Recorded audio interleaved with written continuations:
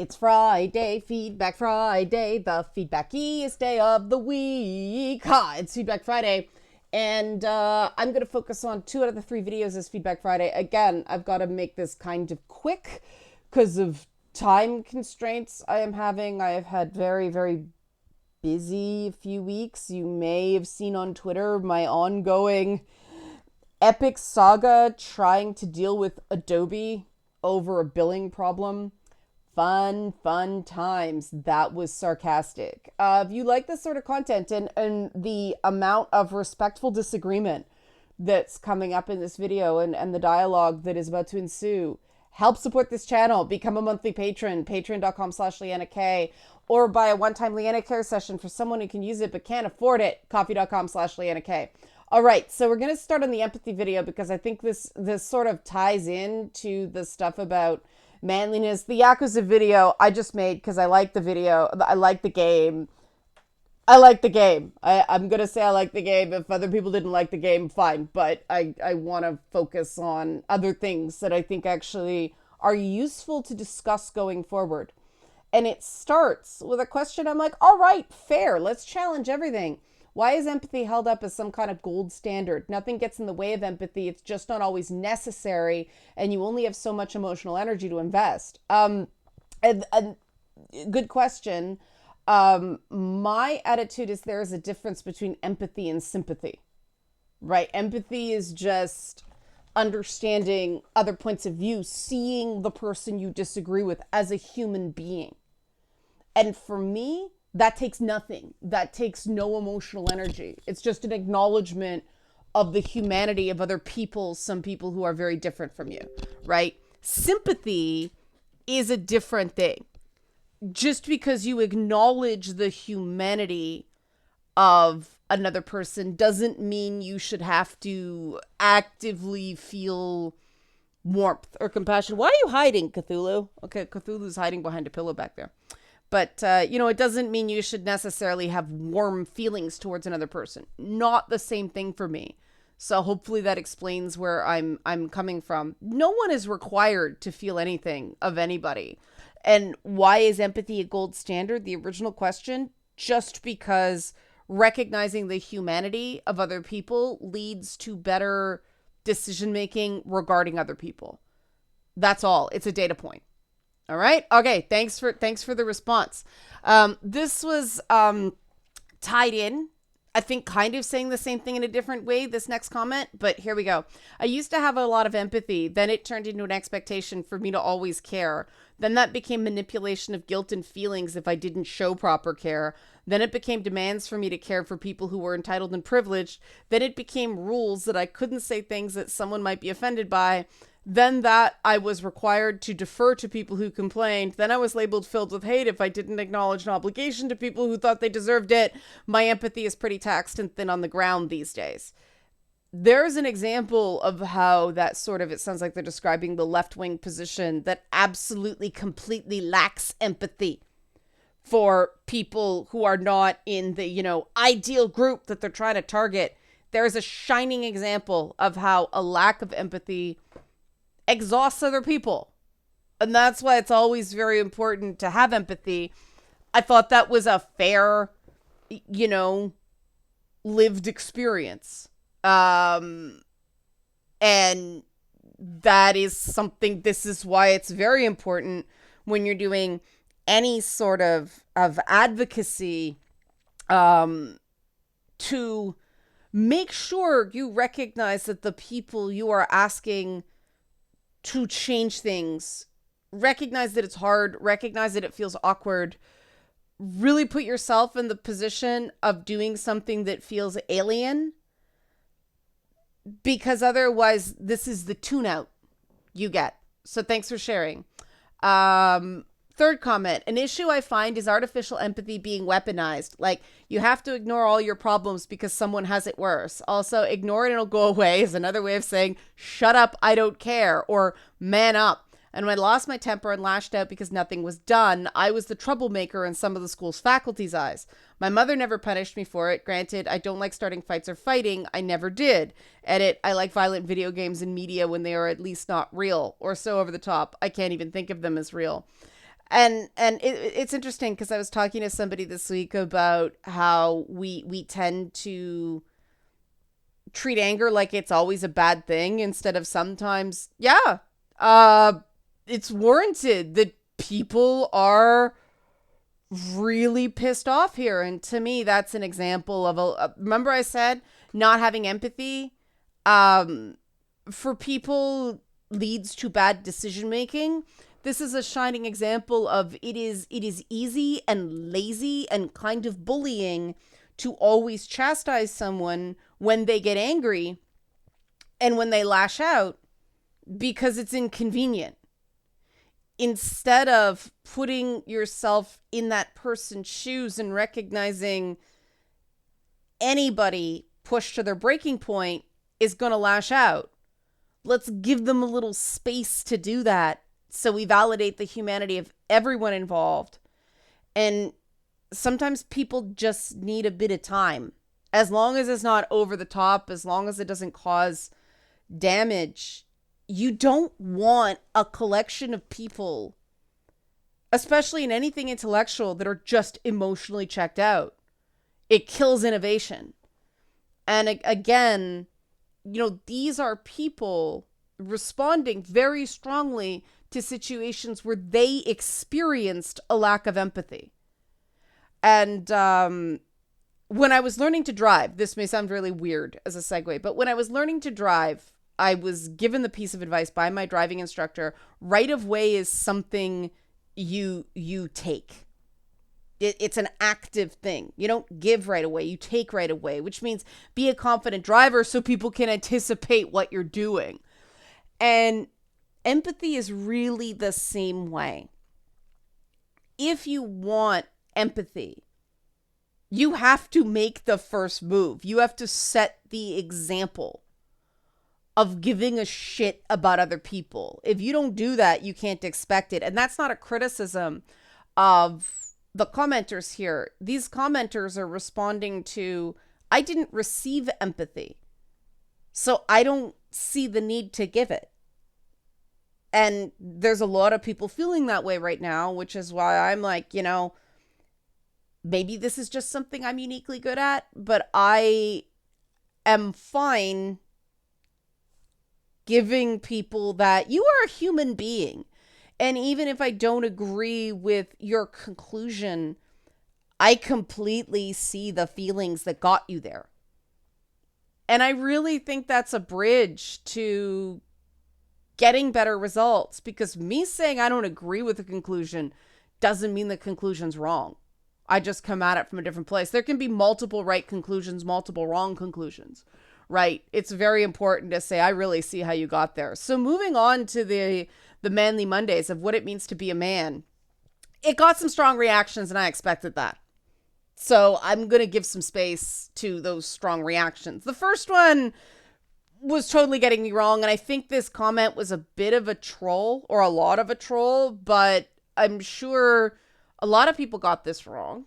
So I'm going to go with it. No, there are too many adorkable boys in this world, and I'm tired of seeing it. There needs to be more men, more Doomslayer, less Peter Parker. Stop trying to feminize men to your liking. Peter Parker's not feminine. He's an everyman. Doomslayer would be terrifying in real life. Peter Parker's a human being. And this is part of the problem with this internalized kind of weird depiction of masculinity, because to me, that was an emotionally invested troll. And I am not asking Tom Holland to be Megan Thee Stallion, right? I just happen to... You can't relate to the Doomslayer. That's why Doomslayer was cool. He's a heavy metal video with gameplay. And that's awesome.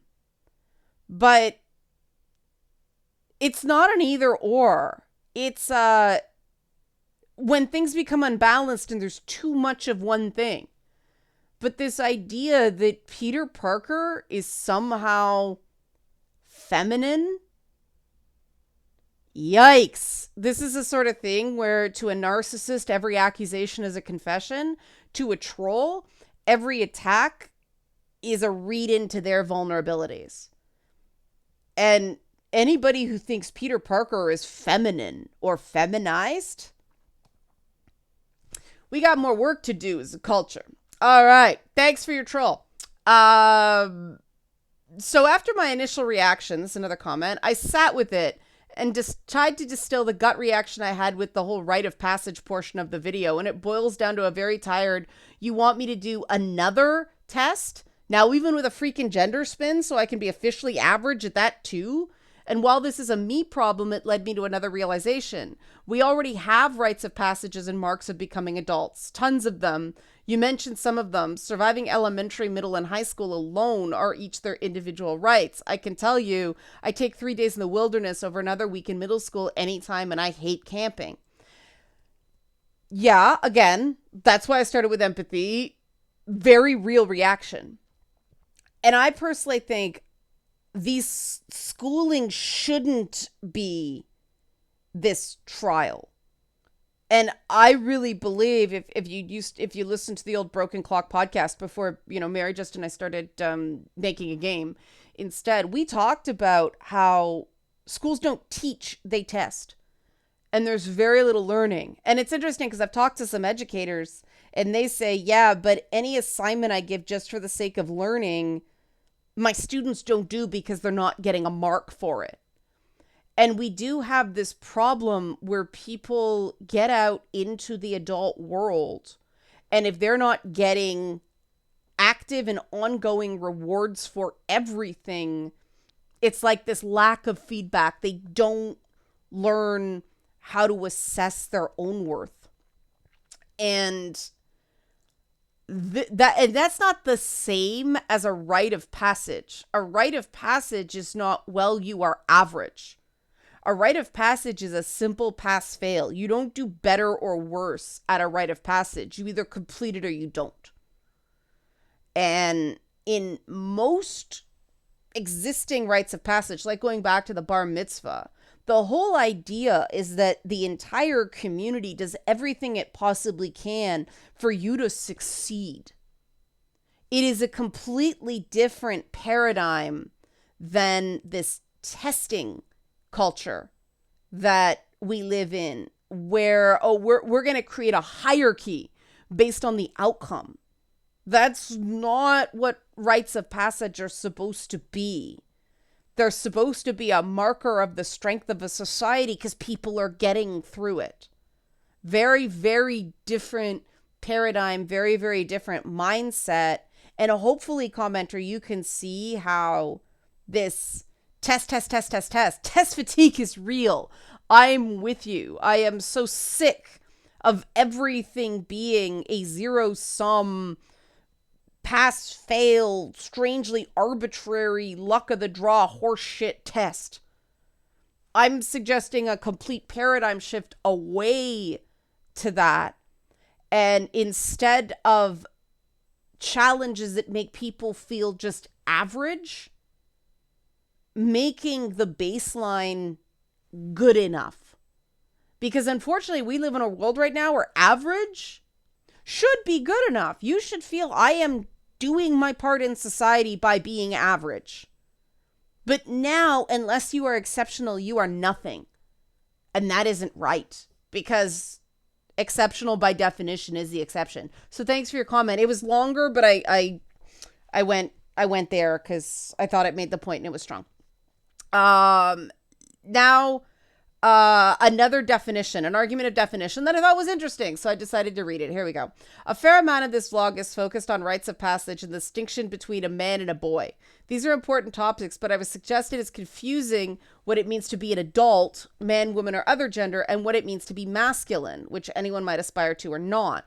For consideration and no doubt criticism, an adult is a person who can and does care for themselves, someone who is physically self-sufficient, who understands their own feelings and can manage them appropriately, someone who contributes to society in a useful way, someone able to care for, support, and protect children and others, look beyond personal immediate gratification to the needs of others. I don't think that is either unique to men or failure to grow up is unique to men. Interested to hear other views on this. Now, I found this definition of adulthood very fascinating because it's totally logically sound, And a majority of the population would probably fail on some marker or another. You know, who understands their own feelings and can manage them appropriately. Most of the heavy users of Twitter would fail that one. And that was sort of my point, that man is a Venn diagram of what we believe to be three overlapping, intersecting states: adult, human, male. And my whole point was, we can't even define adult.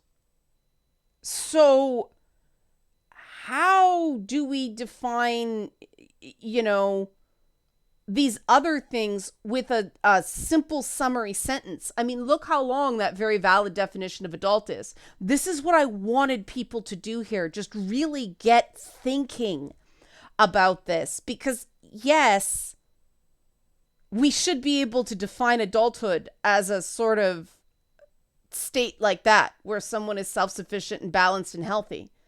But I think we can agree that most people, you know, there are 60-year-olds who don't know how to, you know, properly care for themselves, people who aren't self-sufficient. You know, there are a lot of, you know, someone able to care for others. There's a lot of people, age of majority, who can't care for other people.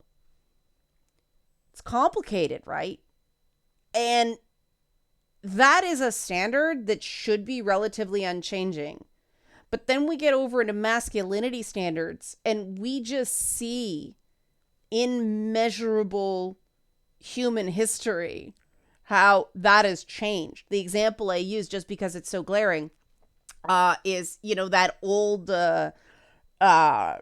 passe paradigm of a man wears the pants in the house, right? Well, tell that to somebody in the 14th century, before, you know, horseback riding propagated. I think that's right. I could be wrong in my decade. But before the trousers, pants came about because of horseback riding, scholars, male scholars, didn't wear pants back then. That's just one example of how our signifiers and performances regarding gender change. And, you know, we draw so many markers of masculine states, feminine states, from a time before we really had modern science. And this matters, right? Because ironically, people who believe in a hard and fast scientific biological definition of man or woman are not being scientific. It's just ignoring too much data. And that was the whole point I was trying to make. And that's why I said, you know, some disagreement can be healthy, because here's somebody who pushed back, open to criticism themselves, which is, you know, an important marker of adulting. So this is somebody who practices what they preach. But by disagreeing, they gave me the ability, or by criticizing, they gave me the ability to go, exactly, you understand.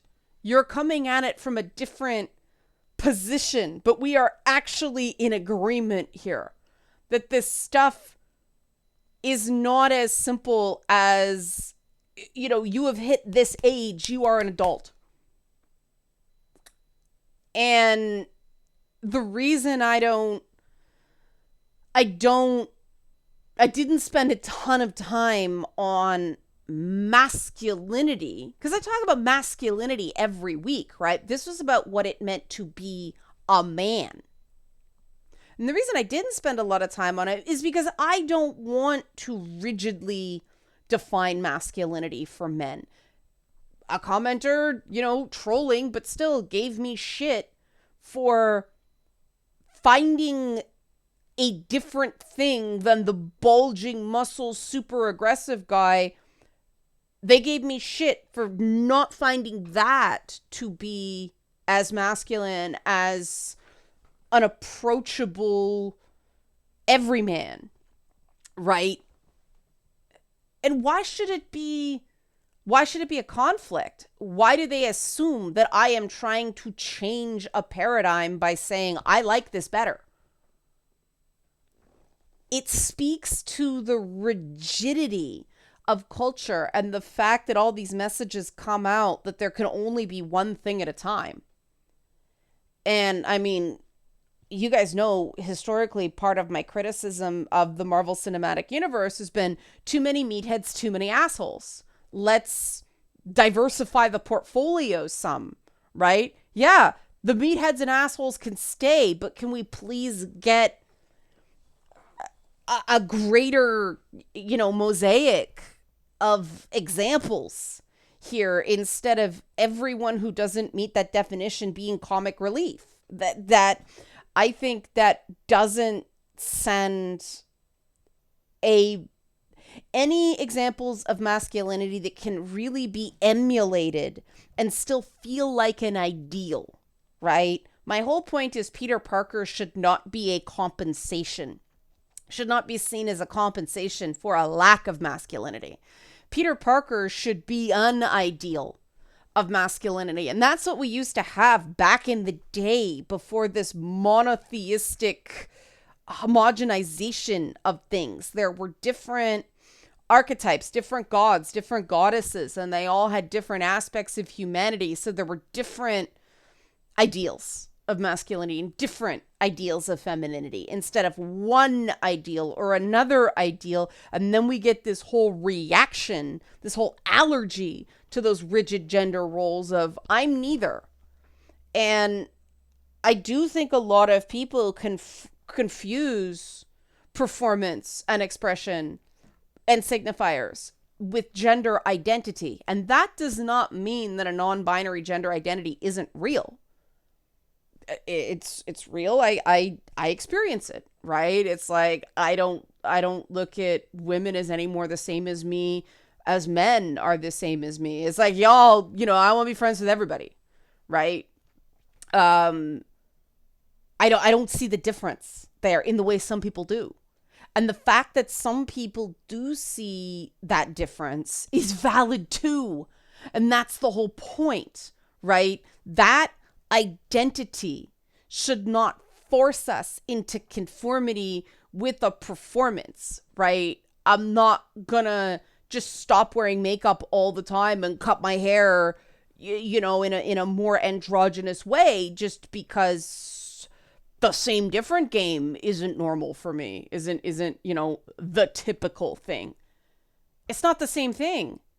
And we need to understand that they are different things so we don't force people to be a certain thing on the outside because of just a way of viewing the world on the inside. That's not freedom. That's not individuality. That's not individualization. That's not being an adult. That's not being self-sufficient, right? We shouldn't do that. We are making this stuff more complicated to navigate by trying to simplify it and not actually simplifying at all. We're being too rigid. Instead of being too rigid, we should understand the complexities of these connotative definitions and recognize that in order to truly be free individuals, we do have to embrace complexity so that we can make navigating those complexities simpler. Hopefully that made sense. It was sort of deliberately counterintuitive. Help support this channel. Become a monthly patron, patreon.com/LeannaK, or buy a one-time Leanna Care session for someone who can use it but can't afford it, coffee.com/LeannaK. Thanks for watching. This has been Feedback Friday. Have a great weekend.